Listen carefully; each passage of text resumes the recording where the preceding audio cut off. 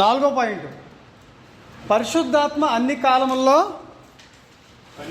పని చేయుచున్నాడు. అంతే కదండి. ఇప్పుడు ఇందులో ఒకటో పాయింట్ రాయండి.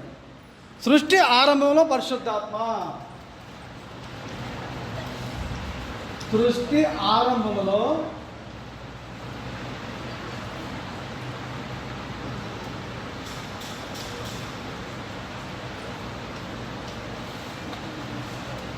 పరిశుద్ధాత్మ, సృష్టి ఆరంభంలో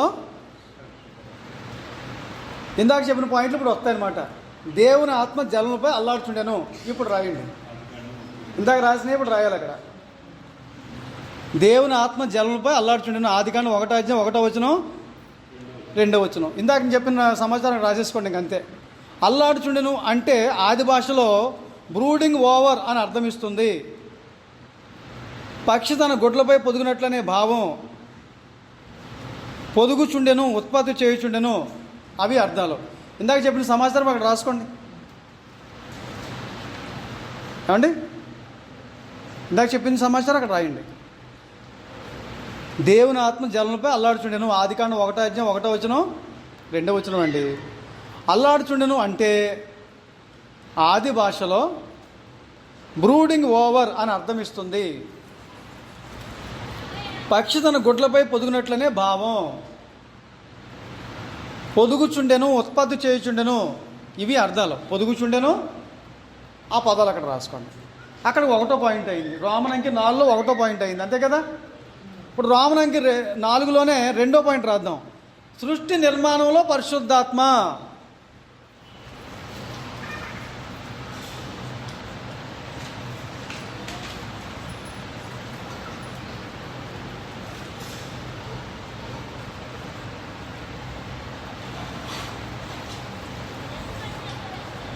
సృష్టి నిర్మాణంలో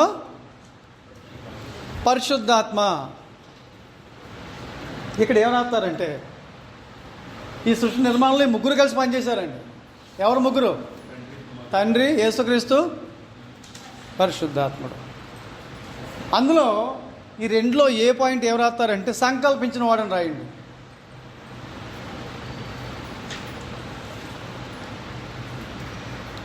సంకల్పించిన వాడు తండ్రి అని దేవుడు అని రాయండి.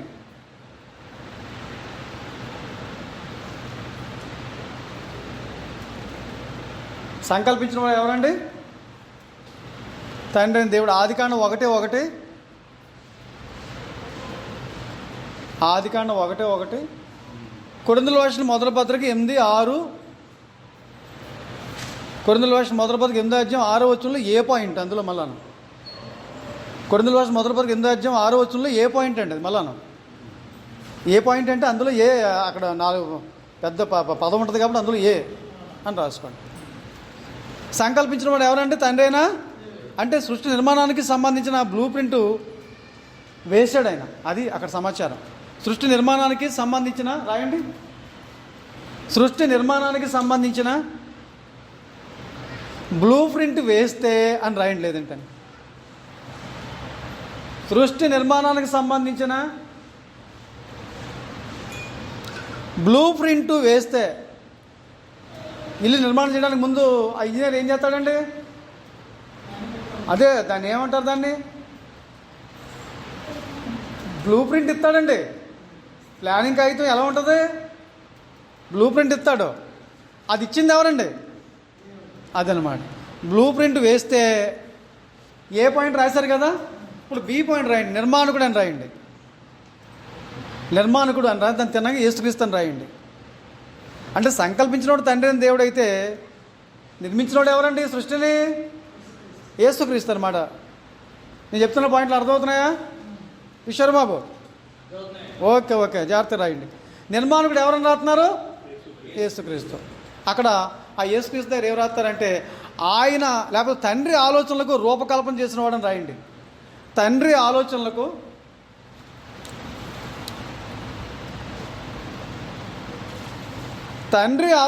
రూపకల్పన చేసిన వాడు ఎవరు?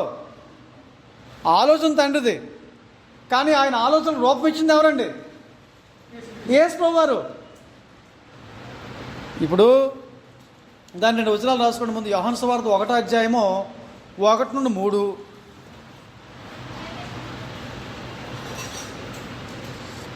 యోహాను సువార్త 1వ అధ్యాయం 1 నుండి 3. కొలస్సీ పత్రిక 1వ అధ్యాయము 15 నుండి 17. కొలస్సీ పత్రిక 1వ అధ్యాయము 15 నుండి 17 రాశారు. హెబ్రీ పత్రిక 1వ అధ్యాయము 2వ వచనం 10వ వచనం. హెబ్రీ పత్రిక 1వ అధ్యాయం 2వ వచనం. అక్కడ హెబ్రీ పత్రిక 1వ అధ్యాయము 10వ వచనం ఎవరైనా చదవండి. యేసు గురించి మంచి మాట ఉంటుంది అక్కడ. నువ్వు భూమికి పునాది వేసావు అంటాడు. యేసు ఏం చేశాడండి భూమికి? ఉందా మాట? 1వ అధ్యాయం 10వ వచనం. భూమికి ఏం చేశాడంటే ఆయన నిర్మాణకుడు. ఇంకో వచనం రాసుకోండి. కొరింథీయులకు రాసిన 1వ పత్రిక 8వ అధ్యాయము 5 నుండి 7.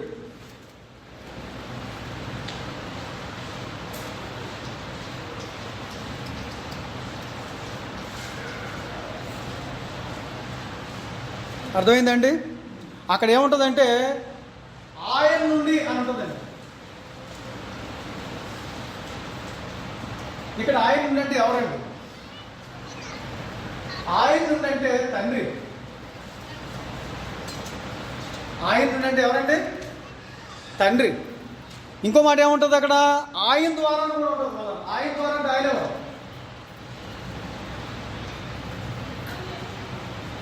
ఆయన ద్వారా అంటే ఎవరండి? ఆయన ద్వారా అంటే ఎవరో? యేసుక్రీస్తు. ఆ మాట గుర్తుపెట్టుకోండి. ఆయన నుండి అంటే తండ్రి నుండి.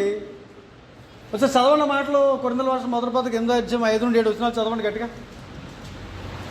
నేను అన్ని చదివించను కానీ అవసరమైన మాత్రం చదివిస్తాను.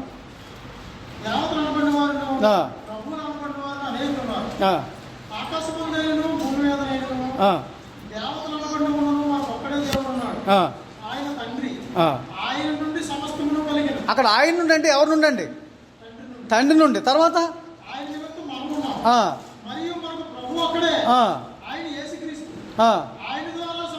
ఏమండి? ఆయన నుండి, ఆయన ద్వారా. ఆ వ్యత్యాసాలు మీరు గమనించాలా.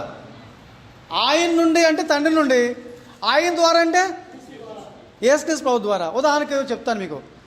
అసెంబ్లీ నుండి తీర్మానాలు చేస్తారు, అవునండి? అసెంబ్లీ నుండి తీర్మానాలు చేస్తారు. వారు ఎవరైనా శాసన నిర్మాతలు. అసెంబ్లీలోనూ తీర్మానాలు చేస్తారా? ఆ అసెంబ్లీలో చేయబడిన తీర్మానాలు ఎవరి ద్వారా అమలుపరుస్తారు చెప్పండి? ఎవరు అమలుపరుస్తారు చెప్పండి? జిల్లా కలెక్టర్లు వాటిని ఏం చేస్తారు? అమలుపరుస్తారు. కానీ జిల్లా కలెక్టర్లు ఏమైనా శాసన నిర్మాతలా? కారు. అసెంబ్లీలో తీర్మానాలు జరుగుతాయి. తీర్మానాలు చేసేవాళ్ళు ఉన్నారు. ఎంపీలు, ఎమ్మెల్యేలు ఉన్నారండి. వాళ్ళు శాసన నిర్మాతలు. జిల్లా కలెక్టర్లు వాటిని ఏం చేస్తారండి? అమలుపరుస్తారు. ఈ జిల్లా కలెక్టర్లు శాసన నిర్మాతలా? కాదు. ఇప్పుడు నుండి అంటే అసెంబ్లీ నుండి, ద్వారా అంటే కలెక్టర్ ద్వారా. పాయింట్ అర్థమైందా? నుండి అంటే అసెంబ్లీ నుండి, ద్వారా అంటే కలెక్టర్ ద్వారా. ఇక నుండి అంటే తండ్రి నుండి, ద్వారా అంటే యేసుక్రీస్తు ద్వారా. అలా మనం అర్థం చేసుకోవాలండి. ఇప్పుడు యేసు ప్రభు కూడా సృష్టి నిర్మాణకుడు అనమాట. ఆయన ఒక మాటలో చెప్పాలంటే నేనే చేశానంటాడు దేవుడు, కానీ ఆయన చేయడు. ఉదాహరణకి ఇల్లు నేను కట్టానంటాను. నేను కట్టానా? కానీ ఇల్లు కట్టడానికి అవసరమైనటువంటి ఆలోచన నాది, డబ్బు నాది, వస్తువులు తీసుకొచ్చాను, పనులు తీసుకొచ్చాను, వాడు పని పురమాయించాను, అనేక మంది పని చేస్తే ఈ భవనం అయింది. కానీ చివరికి ఏమంటాను చెప్పండి? ఇల్లు నేను కట్టానంటాను. నేనేమన్నా రాళ్ళు మోసానా, ఇటుక మోసానా? నేనేం చేయలేదు. చేసిన వాళ్ళు చాలామంది ఉన్నారు, కానీ పేరు ఎవరికి వస్తుంది? అలాగా ఈ సృష్టికర్త ఎవరంటే దేవుడి పేరే వస్తుంది, కానీ ఆయన చేయలేదు, ఆయన చేయడు. మరి ఆయన పక్షంగా ఎవరు చేశారు? ఈ సృష్టి నిర్మించింది ఆయన అండి, యేసు ప్రభు చేశాడండి. ఆదము చేసింది ఎవరంటే తండ్రి చేసినటువంటి గ్రంథంలో. ఆయన చేయడు, చేయిస్తాడు. ఎవరి ద్వారా? యేసుక్రీస్తు ప్రభు ద్వారా. యేసు ప్రభు చేశాడు ఆదము అమల్ని. ఈ సృష్టి నిర్మించింది కూడా యేసు ప్రభు వారే. ఆయన నిర్మాణకుడు. ఆ క్లారిటీ తెలియాలి మనకి. కానీ పేరు ఎవరికి వస్తుంది? చివరికి యెహోవా దేవుడికి వస్తుంది. ఎప్పుడు కూడా దేవుని పక్షంగా యేసు ప్రభువన్న వచ్చి పనిచేస్తాడు, లేక పరిశుద్ధాత్మ వచ్చానా పనిచేస్తాడు, లేక దేవతలు వచ్చానా పనిచేస్తారు, లేక ప్రవక్తలు వచ్చానా పనిచేస్తారు. ఎవరో ఒకరిని తనకు సాధనాలుగా వాడుకుంటాడు తప్ప ఆయన మాత్రం ఆయన సంకల్పం చేస్తాడండి. ఇప్పుడు ఎంతమంది పనులు వచ్చినా ఎంత పని చేసినా సరే సంకల్పించేవాళ్ళు లేకుండా పని అవుద్దండి. ఇప్పుడు పెద్ద పెద్ద అపార్ట్మెంట్లు కడుతున్నారు, కొన్ని కోట్ల రూపాయలు వారి ముందు పెట్టుబడి పెడుతున్నారు. ఆ పెట్టుబడి పెట్టేవాళ్ళు లేకుండా ఈ పనులు వస్తారా? అంటే గొప్పతనం ఎవరిదంతా మరి ఇప్పుడు అందుకని కోట్ల రూపాయలు పెట్టుబడి పెట్టినోడిదే గొప్పతనం. అలాంటి ఆయన దేవుడు అంటే ఇది మీకు అర్థమైందండి. ఇప్పుడు సృష్టి నిర్మాణంలో పరిశుద్ధాత్మ పాత్ర అనే దాంట్లో ఏం రాసుకున్నాం? ఏ పాయింట్? సంకల్పించిన వాడు ఎవరని? తండ్రి అని దేవుడు. నిర్మాణంలో ఎవరని రాసుకున్నాం? ఇప్పుడు సి పాయింట్ రాయండి. అందులో ఏ పాయింట్ బి పాయింట్ చెప్పాను బ్రదరు, అవునండి. సి పాయింట్ రాయండి, పరిశుద్ధాత్మ అని రాయండి, లేదా పరిశుద్ధాత్ముడు అని రాసినా పర్లేదు, పరిశుద్ధాత్మ అని రాయండి. పరిశుద్ధాత్మ అని రాశారా? దాంట్లో పాయింట్ చెప్తాను, రాసుకోండి. నిత్యత్వంలో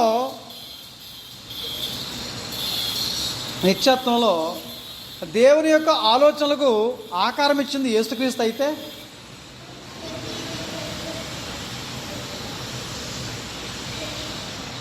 నిత్యత్వంలో దేవుని యొక్క ఆలోచనలకు ఆకారం ఇచ్చినది యేసుక్రీస్తు అయితే, నిత్యత్వంలో దేవుని యొక్క ఆలోచనలకు ఆకారం ఇచ్చినది యేసుక్రీస్తు అయితే, ఇంకొక పాయింట్ రాయాల, వారి యొక్క పనికి కొలమానం ఇచ్చినది పరిశుద్ధాత్ముడు. వారి యొక్క పనికి వారంటే ఎవరండి అక్కడ? తండ్రి, యేసుక్రీస్తు ప్రభువును. అది వారి యొక్క పనికి కొలమానం ఇచ్చినది పరిశుద్ధాత్ముడు అని రాయండి. వారి యొక్క పనికి కొలమానం ఇచ్చింది ఎవరండి? కొలతలేసింది ఎవరండి? పరిశుద్ధాత్ముడు. రాస్తే 2 రిఫరెన్స్లు చెప్తాను, రాసుకోండి.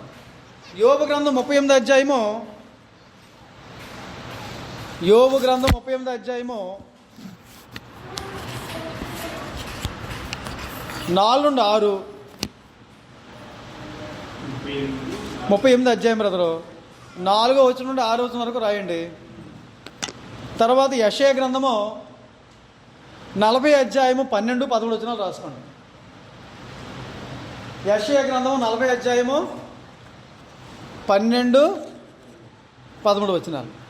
ఒకసారి యోబు గ్రంథం 38వ అధ్యాయం తీయండి, 4-6 వచనాలు చదవండి ఎవరైనా ఒకళ్ళు. యోబు గ్రంథం 38వ అధ్యాయం తీయండి.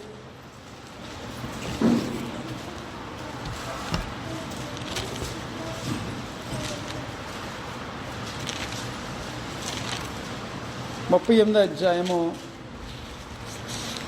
4-6.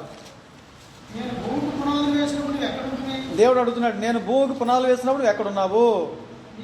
నీకు వివేకం కలిగి ఉన్నలా చెప్పుము. దాని పరిమాణం నియమించిన వాడు ఎవరో చెప్పు. పరిమాణం కొలత వేసినాడు ఎవరో నీకు తెలుసా? ఎందుకని చెప్పండి, ఎవరో కొలత వేసినాడు? పరిమాణము నియమించిన వాడు ఎవరో తెలుసా అండి? పరిశుద్ధాత్ముడా. చెప్పుము చెప్పుము. చాలండి, చాలు. 6వ వచనం చదివేశారా? దాని స్తంభము పాదులు దేంతో కట్టబడినవో. ఇప్పుడు మళ్ళీ మనం యెషయా గ్రంథంలోకి వెళదామండి. 40-12 వచనాలు. యెషయా గ్రంథం తీయండి, మీ గ్రంథాలు తెరవండి. 40వ అధ్యాయము 12-13 వచనాల్లో ఉందండి ఆ సమాచారం.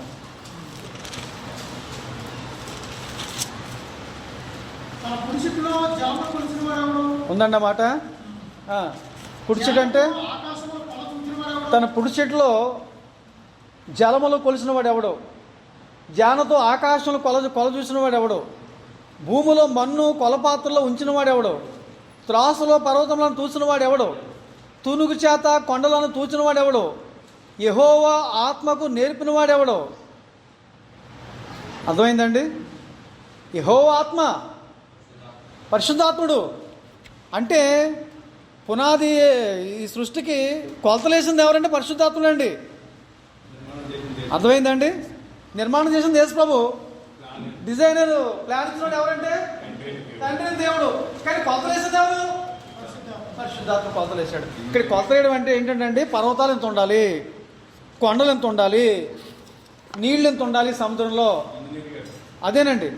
ఈ భూమి మీద మన్ను ఎంత ఉండాలి, ఆకాశం ఎంత ఉండాలి, భూమి ఎంత ఉండాలి, మనిషి ఎంత సైజు ఉండాలి, ఈ కొలతలు వేసింది ఎవరండి?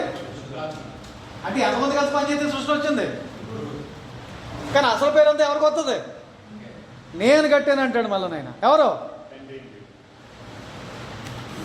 మనం గ్రంథంలో జాగ్రత్తగా చదివితే ఈ సృష్టి నిర్మాణ విషయంలో యేసుప్రభువు పనిచేశారు, కొలతలు వేసే విషయంలో పరిశుద్ధాత్మ పనిచేశాడు. కానీ సంకల్పించింది ఎవరంటే తండ్రి అయినటువంటి దేవుడు. కాబట్టి ఇప్పుడు మనము సృష్టి నిర్మాణంలో పరిశుద్ధాత్మను రాసుకున్నాం, అంతేనండి. సృష్టి నిర్మాణంలో పరిశుద్ధాత్మను రాసుకున్నామా? అదేనా రాసుకున్నాం మనము? అది అయ్యింది. రెండో పాయింట్ అయ్యింది. రెండో పాయింట్ అయితే మూడో పాయింట్ రాద్దాం. మూడో పాయింట్ ఏంటంటే సాక్ష్యపు గుడారము నిర్మాణములో అని రాయండి.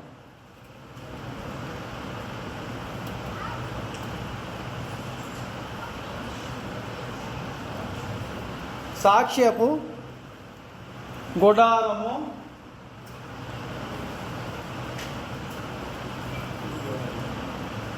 నిర్మాణములో.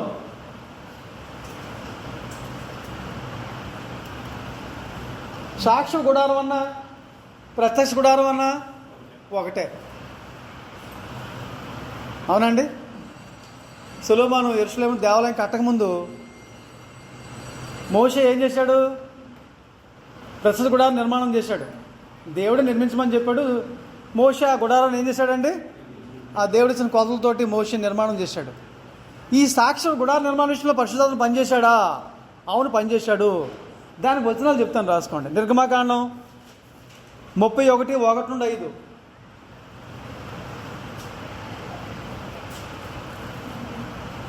నిర్గమకాండం 31:1-5.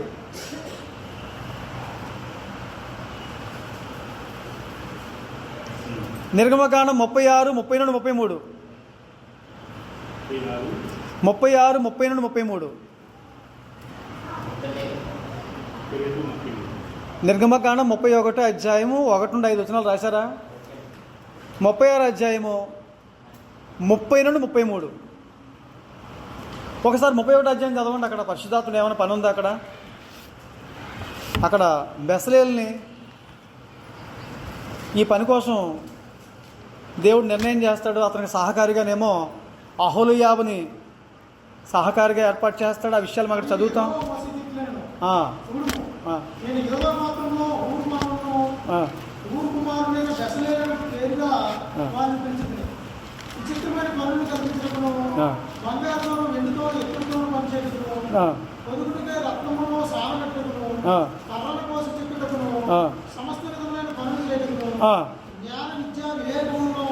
సమస్తమైన పనులు నేర్పును వారు కలిగినట్లు వారిని దేవుని ఆత్మ పూర్ణిగా చేసి ఉన్నారు. వానిని అంటే ఎవరిని? బెసలేల్ని ఏం చేశాను అంటున్నాడు చెప్పండి. దేవుడు నేను ఏం చేశాను? దేవుని ఆత్మ పూర్ణినిగా ఉందన్న పదం. అంటే పరిశుద్ధాత్మ నిర్మాణ విషయంలో పరిశుద్ధ ఈ ప్రత్యక్ష కూడా నిర్మాణ విషయంలో పరిశుద్ధాత్మ పనిచేసాడా లేదా? ఇంకో వచనం మనం చదివితే 36 అధ్యాయము 30-33. 36 అధ్యాయము నిర్గమకాండం 30-33. మందిరం యొక్క రెండో పక్క పలకలకు 5 అడ్డకర్రలను పడమటి వైపున మందిరం యొక్క వెనుక ప్రక్క పలకలకు 5 అడ్డుకర్రలు చేసెను. 33 వరకు చదివేయండి. పలకల మధ్య నుండి నడిమి అడ్డుకర్రను ఈ కొన నుండి ఆ కొన వరకు చేరుండ చేసెను. ఆ పలకలకు బంగారు రేకులు పొదిపించి వాటి అడ్డుకర్రలను వాటి ఉంగరములను బంగారంతో చాలండి. కాబట్టి ఇక్కడ ఏంటంటే ఈ గుడార నిర్మాణం గురించి చెప్తున్నాడు. ఈ గుడార నిర్మాణ విషయంలో ఎవరు పనిచేశారండి? తర్వాత నాలుగో పాయింట్ ఏంటంటే దేంట్లో నాలుగో పాయింట్ చెప్పుకుంటున్నాం మనము? రామనంకి 4లో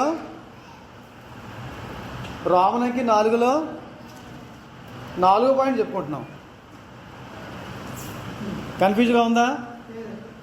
రామనంకి 4లో నాలుగో పాయింట్ చెప్పుకుంటున్నాం. న్యాయాధిపతుల కాలంలో అని రాయండి.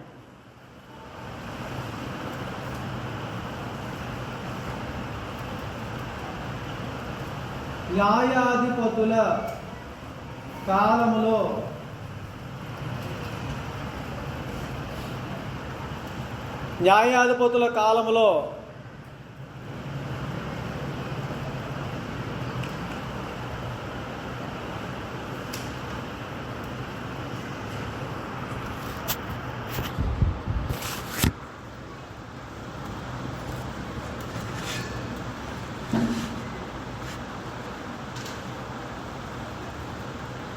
న్యాయాధిపతుల కాలంలో రాశారండి. అంటే న్యాయాధిపతులతో కూడా పరిశుద్ధాత్ముడు ఏం చేశాడు? పనిచేశాడు. ఇందులో ఏం రాస్తారంటే 4వ పాయింట్లో పాత నిబంధన కాలంలో పరిశుద్ధాత్ముడు పాయింట్ ఆ న్యాయాధిపతుల కాలంలో దగ్గర ఏం రాస్తారంటే పాత నిబంధన కాలంలో పరిశుద్ధాత్ముడు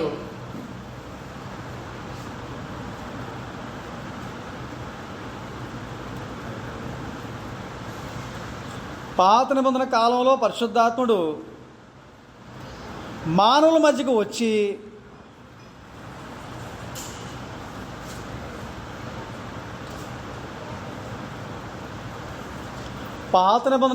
పరిశుద్ధాత్ముడు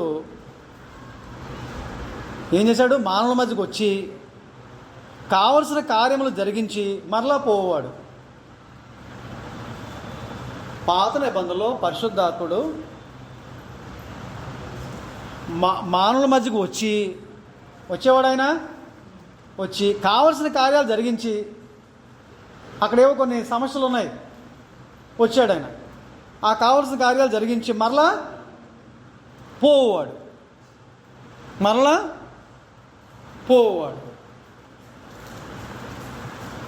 కొన్ని వచనాలు చెప్తాను, రాసుకోండి. దాని తిన్నాక న్యాయాధిపతులు 3:10, 11:29 దానికి ప్రూఫ్ అనమాట. 15:14 న్యాయాధిపతులు 3:10, 11:29, 15 ఏముందండి అక్కడ? మీరు చదవద్దులేండి, తర్వాత చదువురు. కానీ 15:14 బ్రదర్. పాత నిబంధన కాలంలో పరిశుద్ధాత్ముడు ఏం చేసేవాడంటే మానవుల మధ్యకు వచ్చి కావలసిన కార్యాలు జరిగించి ఏం చేసేవాడు? మళ్ళాను వెళ్ళిపోయాడు. రావడం, పని ముగించుకొని వెళ్ళిపోవడం. ఇప్పుడు మరి రాయండి ఇంకో పాయింట్. క్రొత్త నిబంధన కాలం నుండి ఇప్పుడు వచ్చి పోవడానికి రాలేదు. ఇప్పుడు ఆయన క్రొత్త నిబంధన కాలం నుండి ఆయన మన మధ్య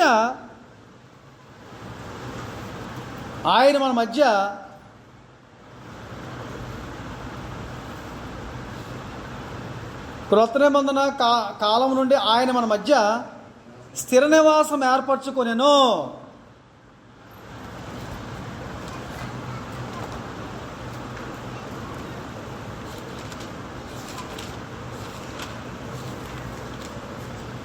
యోహాను సువార్త 14:16.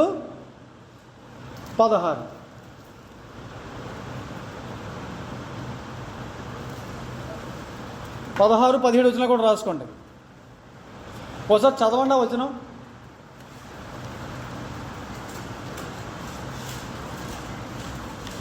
14, 16, 17 యోహాను సువార్త అండి. యేసువారు అంటున్నారు, నేను తండ్రిని వేడుకుంటాను ఎంతకాలం ఎల్లప్పుడూ ఉండుడికై. పరిశుద్ధాత్మ మరో పేరు ఆదరణకర్త, వేరొక ఆదరణకర్త. సత్యస్వరూప ఆత్మను మీకు అనుగ్రహిస్తాడు. లోకం ఆయన చూడదు, ఆయన ఎరుగుదు కనుక ఆయన పొందనేరదు. మీరు ఆయన ఎరుగుదురు. అదండి పాయింట్. ఆయన మీతో ఉంటాడు, మీలో ఉంటాడు. మరి మీతో ఉంటాడు, మీలో ఉంటాడు సంగతి నీకు అర్థం కాక రండి రండి రండి రండి పరిశుద్ధాత్ముడా రమ్మంటావు ఏంటి? ఆయన మీలో లేడా? మీతో లేడా? అంటే వస్తుంటాడు ఆయన. పాత నిబంధనలు వెళ్ళిపోవడం రావడం జరిగేది. ఇప్పుడు అలా రాలేదు ఆయన. అర్థమైందంటే మీలో ఉంటాడు, మీతో ఉంటాడు. డ్రమ్ము కొట్టినప్పుడు వస్తాడు, డ్రమ్ము కొట్టడం ఆపితే వెళ్ళిపోతాడా? అంత వేళకోళంగా ఉందా? ఆయన ఎల్లప్పుడూ మీతో ఉంటాడు, మీలో ఉంటాడు, మీతో ఉంటాడు. పాత నిబంధనలు అలా రాలేదు. వచ్చి ఏం చేసేవాడు? తన పని ముగించుకొని. ఇంకొక పాయింట్ రాసుకోండి. ఎదురు చూడని పరిస్థితులు ఎదురై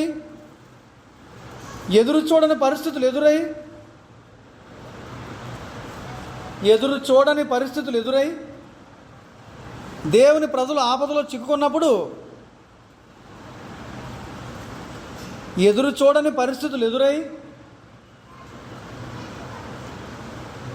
అంటే ప్రతికూల పరిస్థితులు ఇశ్రాయేలు జీవితాల్లో జరిగేవి. కొన్ని సమస్యలు, యుద్ధాలు జరిగేవి. ఎదురు చూడని పరిస్థితులు ఎదురై దేవుని ప్రజలు ఆపదలో చిక్కుకున్నప్పుడు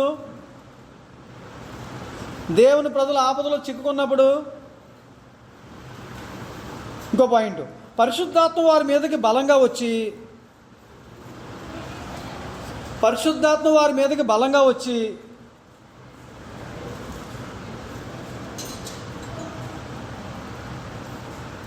ఆ పరిస్థితిని ఎదుర్కొని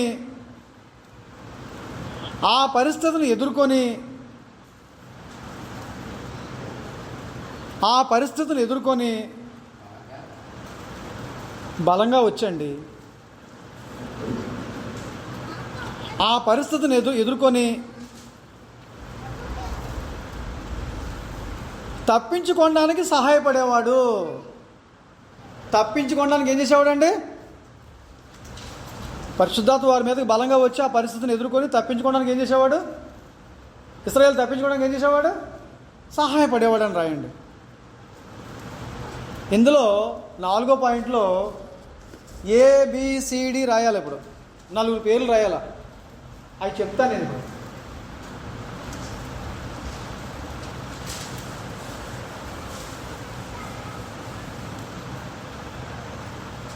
ABCD రాయాల. ఒత్నియేలు.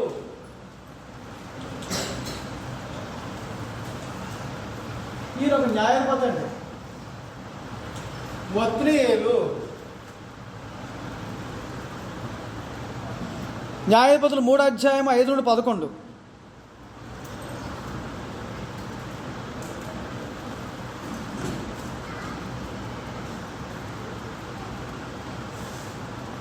న్యాయాధిపతులు 3వ అధ్యాయం 5 నుండి ఒకసారి చదువుతారా? ఒత్నియేలు జీవితంలో పరిశుద్ధాత్ముడు ఒత్నియేలును ఆవహించాడు.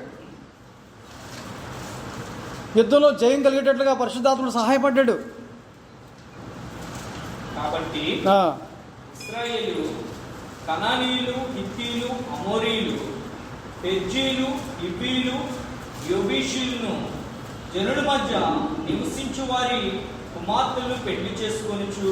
3వ అధ్యాయం 5-11 చదువుతున్నారా? అదేనండి, న్యాయాధిపతులే. చదవండి అయితే. జనుల మధ్య నివసించు ఇశ్రాయేలీయులు యెహోవాకు మొర్రపెట్టగా, యెహోవా కాలేబు తమ్ముడైన కనాజు యొక్క కుమారుడకు ఒత్నీయేలును రక్షకునిగా ఇశ్రాయేలు కొరకు నియమించి వారిని రక్షించెను. యెహోవా ఆత్మ అతని మీదకి వచ్చెను గనుక ఉందండి. పరిశుద్ధాత్మ వచ్చాడా? ఎందుకు? సహాయమో చేయడానికి. సహాయం చేసి ఏం చేస్తాడు? మళ్ళా వెళ్ళిపోతాడు. అది పాత్రలో జరిగేది. ఇది అర్థమైంది కదా?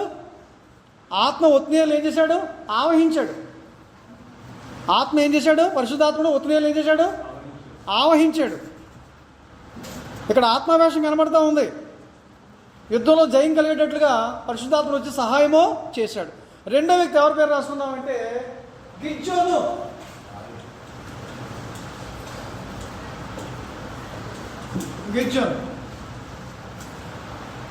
న్యాయాధిపతులు 3వ అధ్యాయం 5-11.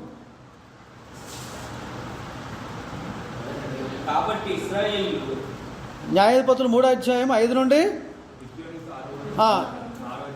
నేను ఎన్నో వచ్చిన చెప్పేశాను, వచ్చిన తప్పు చెప్పాను. 6 చదవండి. 6 33 34. 6 33 34. 6 33 34 రాసుకోండి. అక్కడ ఉంటుంది. మిద్యానీయులందరూ అమాలేకీయులందరూ తూర్పు వారందరూ కూడి వచ్చి నది దాటి ఇశ్రాయేలు మైదానంలో దిగ్గా యెహోవా ఆత్మ గిద్యోనును ఆవేశించింది. ఉందన్నమాట. ఆత్మ గిద్యోను ప్రేరేపించాడు. ఆత్మ ప్రేరణ అని కొలత పని యుద్ధంలో జయం కలిగేటట్లుగా సహాయపడ్డాడు అనమాట. ఇక్కడ గిద్యోను విషయంలో కూడా పరిశుద్ధాత్మ రావడం, సహాయపడడం కూడా జరిగింది. వస్తాడు, ఏం చేస్తాడు? మళ్ళాను వెళ్ళిపోతాడు. ఇప్పుడు అలాగొచ్చాడు. ఇప్పుడు వెళ్ళిపోవడానికి వచ్చాడా? ఉండడానికే వచ్చాడు. ఇంకా నువ్వు ఆయన ఉండడానికి చోట ఇవ్వకపోతే వెళ్ళిపోతాడు అంతే. దావీదు అంటాడు కదా, నీ పరిశుద్ధాత్మ నా ఎద్దునుండి వెళ్ళిపోతాడు. నువ్వు ఉండకపోతే ఏం చేస్తాడు? మరి ఉండకపోతే ఏం చేస్తాడు? వెళ్ళిపోతాడు. ఆయన ఉండడానికే వచ్చాడు. నీతో ఉంటాడు, నీలో ఉంటాడు. తర్వాత ఇంకో వ్యక్తిని ఎవరు రాసుకుందామంటే సి పాయింట్ ఎవరంటే యెఫ్తా.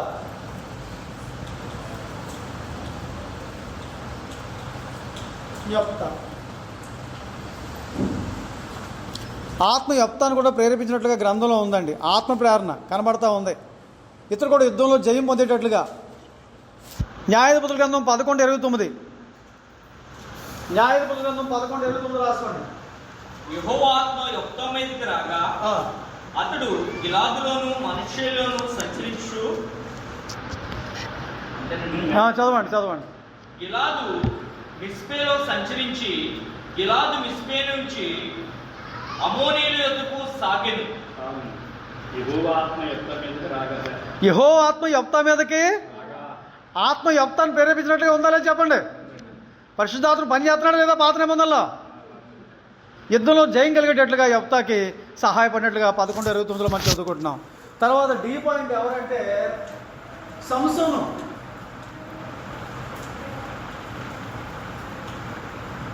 సంసోను గురించి చాలా వచనాలు ఉంటాయి, కొన్ని చెప్తాను నేను, అవి మీరు రాసుకోండి.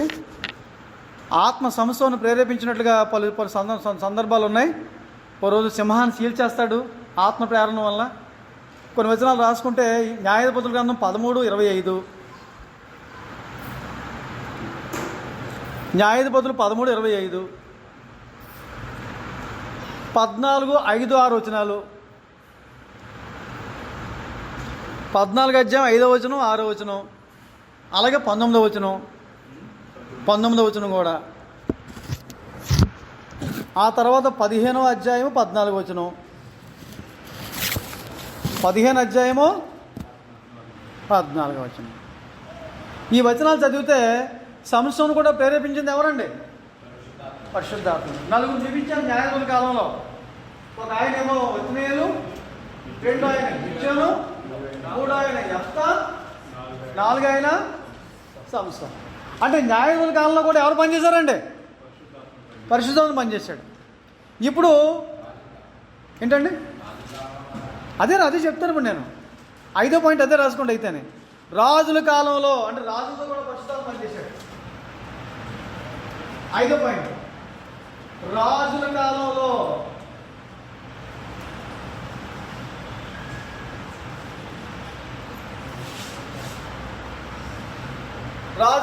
పరిశుద్ధాత్మ పనిచేశాడా? రాజులతో కూడా పరిశుద్ధాత్మ పనిచేశాడు.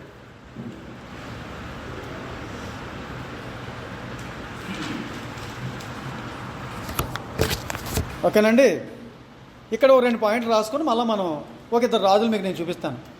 పాయింట్లు ఏం రాస్తారంటే అభిషిక్తులకు ఇశ్రాయేల్ రాజులతో అభిషిక్తులకు ఇశ్రాయేల్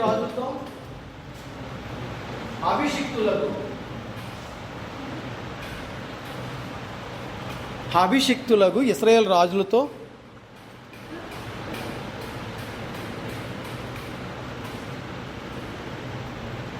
పరిశుద్ధాత్మ ఉండేవాడు. అభిషిక్తులకు ఇశ్రాయేల్ రాజులతో పరిశుద్ధాత్మ ఉండేవాడు.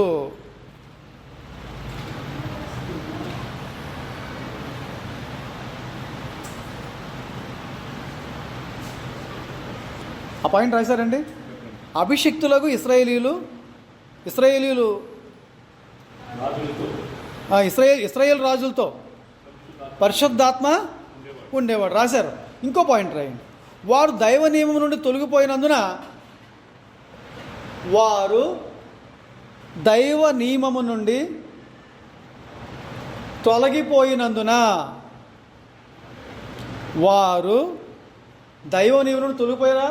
రాజులు ఉన్నారండి. సౌలు తొలగిపోయాడా దైవ నియమం నుండి? దావీదు తొలగిపోయాడా?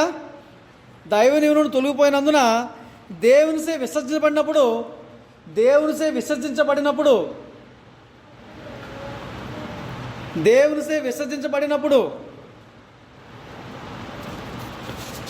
యెహోవా ఆత్మ వారిని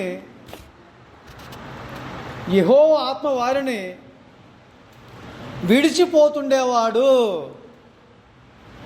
యెహోవా ఆత్మ వారిని విడిచిపోతుండేవాడు. మీకేమైనా నేను చెప్పిన పాయింట్లు అర్థమవుతున్నాయా? నేను చెప్పిన పాయింట్ రాశారండి.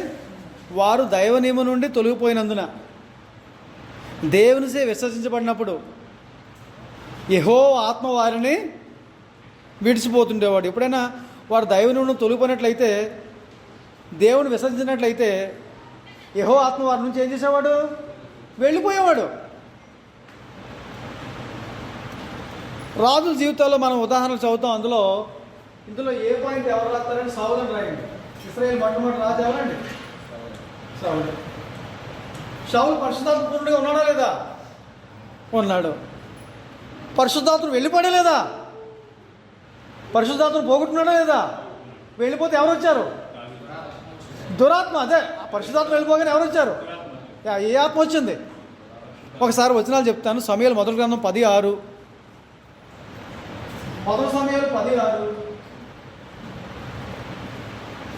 11:6, 16-14.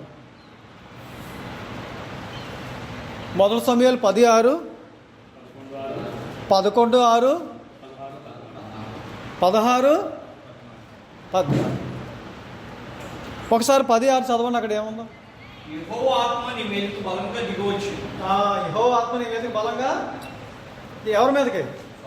సౌలు. ఓకే, పరిశుద్ధాత్మ పూర్ణుడిగా ఉన్నాడు. 11:6 చదవండి. 11:6 అండి. అక్కడ చూడలేదా? రాయలేదా? సౌలు ఆ వర్తమానం వినగానే దేవుని ఆత్మ అతని మీదకి బలంగా వచ్చాను. ఏమండి అంటే సౌలు కూడా పరిశుద్ధాత్మ పూర్ణుడే. ప్రారంభంలో అతను చేసిన పాపాలను బట్టి ఏం జరిగింది? తర్వాత 16-14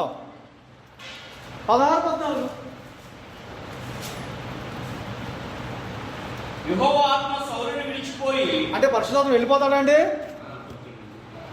వెళ్ళిపోతాడు. ఇప్పుడు మన పేర్లు జీవగ్రంథంలో దేవుడు రాశాడా లేదా? తుడిచేస్తాడు ఎప్పుడన్నా? ఓటు మీద రాసిన తర్వాత నేను ఏం చేస్తాను? అవసరం లేకపోతే ఏం చేస్తానండి?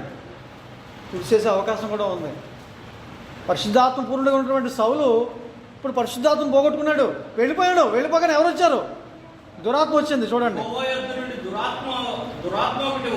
అంటే మనలో ఎవరో పరిశుద్ధాత్మ ఉంటే దురాత్మ ఉండడానికి అవకాశం లేదు. ఒక దురాత్మ వస్తే పరిశుద్ధాత్మ ఉండే ఎవరో ఒకరు ఉంటారనమాట. ఆ తర్వాత ఇంకో రాజు ఎవరి పేరు రాసుకుందామంటే దావీదు రాసుకుందామండి. తర్వాత ఎవరండి?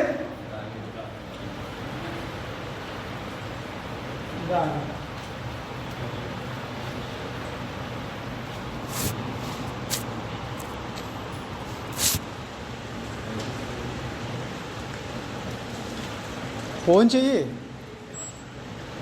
2 గంటలుగా.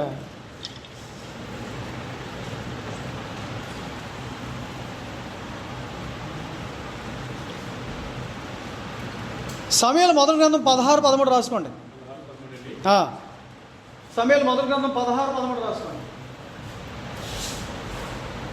రాసుకున్నారా ముందు? తర్వాత చదవండి. సమూయేలు మొదటి గ్రంథం 16-13 రాశారా? తర్వాత కీర్తన 51-11.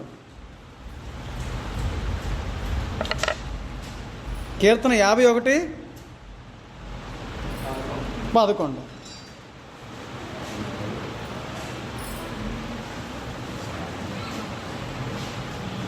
16-13 ఏముందో చదివేయండి. సమూయేలు తైలపు కొమ్ముని తీసి వారి సహోదరుల ఎదుట వారిని అభిషేకం చేసెను. నాటి నుండి యెహోవా ఆత్మ దావీదు మీదకి బలముగా వచ్చెను. ఉందా అండి? దావీదు పరిశుద్ధాత్మ పూర్ణంగా ఉన్నాడా లేదా? ఉన్నాడు. ఆ తర్వాత 51వ కీర్తన 11వ వచనంలో ఏమంటాడు? పాపం చేసిన సందర్భంలో ఏమంటున్నాడు? 51వ కీర్తన అప్పుడు రాశాడు, నీ పరిశుద్ధాత్మను ఎద్దు నుండి తీసేయండి. వెళ్ళిపోతాడు, తీసేయద్దు, వెళ్ళిపోతాడు ఆయన. చదువు నన్ను 51:11. నీ సన్నిధిలో నుండి త్రోసివేయకము. నీ సన్నిధిలో త్రోసేయద్దు, నీ పరిశుద్ధాత్మను నా యొద్ద నుండి తీసివేయకము. ఇప్పుడు మనం చేయాల్సిన ప్రార్థన ఇది, పాడాల్సిన పాట అది. నీ పరిశుద్ధాత్మను ఎదురు తీసేయొద్దని ప్రార్థన చేయడం మానేసి, పరిశుద్ధాత్మను పంపుదేవో, నన్ను నీ ఆత్మతో నింపుదేవో. పంపాలటండి. ఎక్కడి నుంచి పంపాలా? ఆయన మీతో ఉంటాడు, మీలో ఉంటాడు. ఒకడు అంటాడండి, ఆయన వచ్చినట్టునే ఫ్యాన్లు ఆపేయండి అన్నాడండి. ఏమండి ఫ్యాన్లు ఆపేయమన్నారు అయ్యగారిని అడిగితే, ఫ్యాన్ తిరిగితే పరిశుద్ధాత్ముడు వెళ్ళిపోతాడు. ఫ్యాన్ తిరుగుతానంటే పరిశుద్ధాత్ముడు ఆ గాలికి వెళ్ళిపోతాడట. అలా ఉండేటండి పరిశుద్ధాత్ముడు అంటేనే. తింకర మాటలు మాట్లాడేవాళ్ళు చాలామంది బయలుదేరారు. తప్పుడు మాటలు ఇవన్నీ, అబద్ధం మాటలు ఇవన్నీ. ఫ్యాన్కి పరిశుద్ధాత్మకి సంబంధం ఉందండి? తప్పుడు మాటలు ఇవన్నీ. అందును బట్టి దావీదు విషయంలో కూడా ఆ సందర్భం మనం ఆలోచన చేసాం. ఏమండి, ఇంకా మరికొంత సమాచారం మీకు కావాలంటే 3 వచనాలు చెప్తాను, అవి మీరు రాసుకోండి. దినవృత్తాంతాలు 2వ గ్రంథం 15:1. దినవృత్తాంతాలు 2వ గ్రంథం 15:1 అజర్య మీదకి. 2 దినవృత్తాంతాలు 15:1 వచనం ఈ రాజుల కాలంలోనే. తర్వాత 2వ దినవృత్తాంతం 20:14. 2వ దినవృత్తాంతాలు 15:1 అజర్య మీదకి. 2వ దినవృత్తాంతాలు 20:14 యహాజీయేల మీదకి.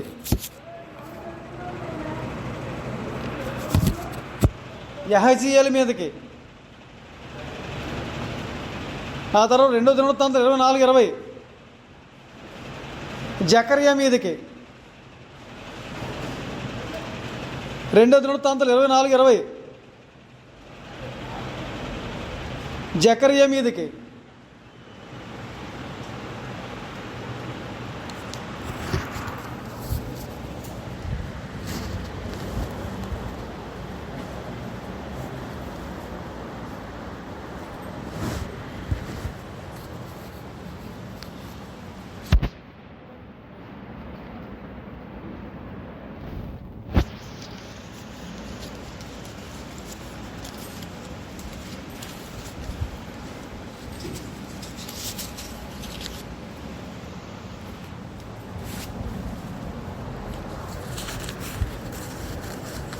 ఇవన్నీ ఎందుకు చెప్తున్నానంటే మీకు అదనపు సమాచారం అంతే. అది తర్వాత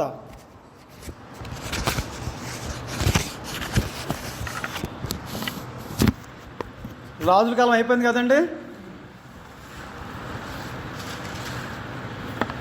మనకి ఇంకో 10 నిమిషాలు ఉంది. భోజనం టైం అయింది.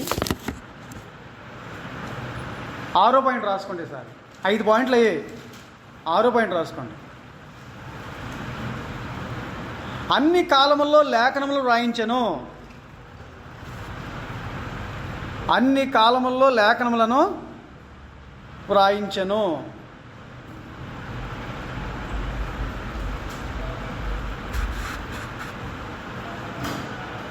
అన్ని కాలముల్లో లేఖనములు వ్రాయించెను. ఈరోజు మన చేతుల్లో గ్రంథం ఉందంటే యేసుప్రభువు వారు చెప్పిన సందేశం అంతా కూడా 3.5 సంవత్సరాల్లో వారు విన్నారు. విన్న తర్వాత ఏమవుతారు? వాళ్ళు మర్చిపోతారు. ఈ మర్చిపోయిన విషయాల్ని జ్ఞాపకం చేసి రాయించింది ఎవరండి? ఆ జ్ఞాపకం చేయకపోతే రాయలేరండి. అన్ని కాలంలో లేఖనం రాయించడం రాశారా?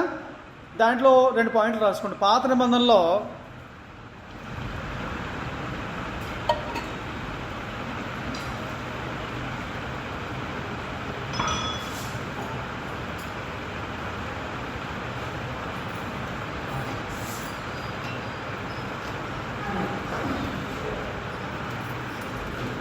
పాత నిబంధనలో పరిశుద్ధాత్మ యొక్క ప్రధాన కార్యక్రమం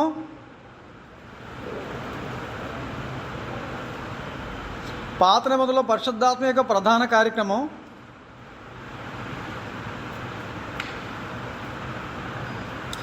దేవుని వర్తమానాన్ని తెలియపరచడమై ఉంది.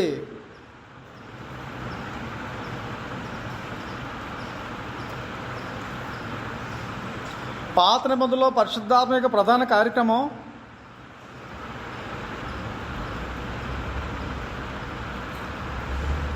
దేవుని వర్తమానాన్ని తెలియపరచడమై ఉంది. దేవుని వర్తమానాన్ని తెలియపరచడమై ఉంది.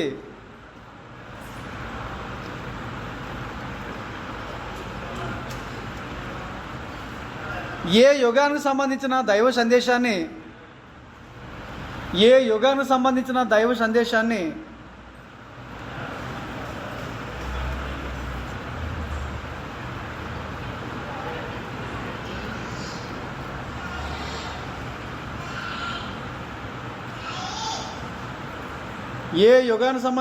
సందేశాన్ని ఆ యుగానికి అందించడం పరిశుద్ధాత్మ యొక్క ప్రాథమిక పని అయి ఉంది. పరిశుద్ధాత్మ యొక్క ప్రాథమిక పని అయి ఉంది.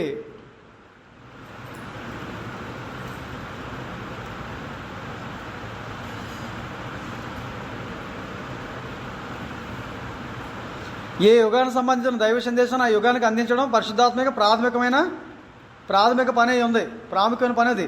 ఇంకొక మాట రాసుకోండి. మన ముందున్న బైబిలు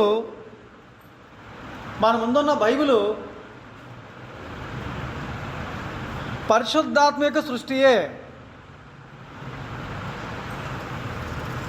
మన ముందున్న బైబిలు పరిశుద్ధాత్మ యొక్క సృష్టియే. ఆత్మ ప్రేరణతో గ్రంథమును వ్రాసిరి. ఆత్మ ప్రేరణతో గ్రంథమును వ్రాసిరి.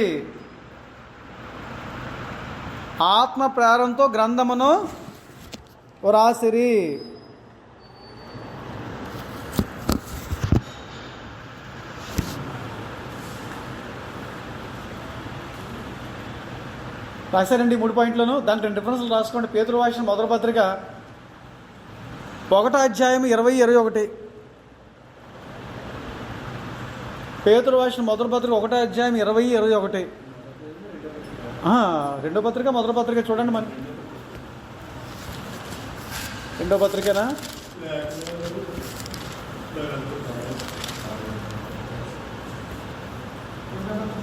రెండో పత్రికేనండి. అయితేనే పేతురు రాసిన రెండో పత్రిక 1:20-21.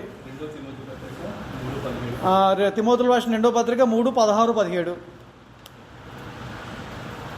తిమోతులు రాసిన రెండో పత్రిక 3:16.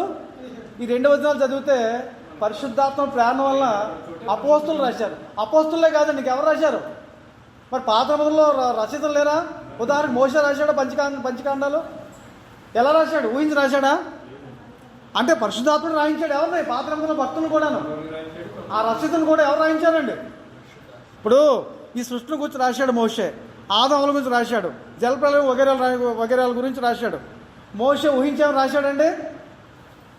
ఊహించి రాసింది కాదు. ఇంకో 2 వచనాలు రాసుకోండి. అపోస్తల కార్యాలు 1:16.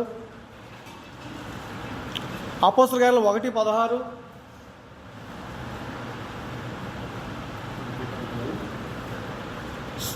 ఒకటి 16, 28, 26, 27,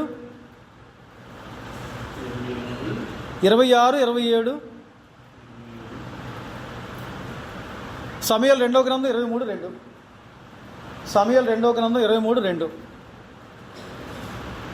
ఈ వచనాలన్నీ కూడా దేనికి సంబంధించినవండి? వారు ఊహించి రాసింది కాదు ఇది. అంటే పాత నిబంధనలో ఉన్న భక్తులు కూడా వారు రాయగలిగారంటే వారికి ఎవరు సహాయపడ్డారు? ఈరోజు మా చేతుల్లో 66 పుస్తకాలు కలిగినటువంటి గ్రంథం మా చేతుల్లో ఉందంటే దానికి కారణం ఎవరండి? చూసారా? మన పాయింట్ ఏం రాస్తుంది ఇక్కడ? మనము అన్ని కాలంలో లేఖనములు రాస్తున్నాం. ఆ పదం మనము అన్ని కాలముల్లో లేఖనములు రాయించను. అది 6వ పాయింట్ కదండి. అన్ని కాలములలో లేఖనములను ఎవరు రాయించారు?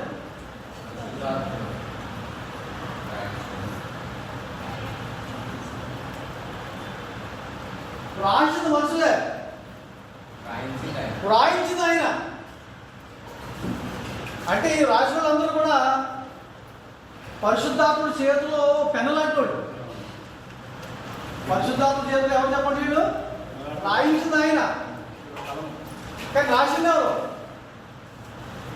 దేవుడు సందేశం మర్చిపోతారు మనుషులు. మర్చిపోయిన విషయాన్ని కూడా జ్ఞాపకం. మోషేకి ఈ సృష్టి గురించి మోషేకి తెలిసేటట్టు అందుకనే ఆవిడ మోషే ఉన్నాడా? మరి ఎలా రాయగలిగాడంటే ఎవరు చెప్పారు మోషేకి? పరిశుద్ధాత్ముడు చెప్పాడు. సృష్టిని దేవుడు ఎలా చేశాడో, ఆదాము ఎలా చేశాడో, అవును ఎలా చేశాడో, జలపండ గురించి, బాబేలు గోపురం గురించి, ఆ భాష తారుమారు గురించి,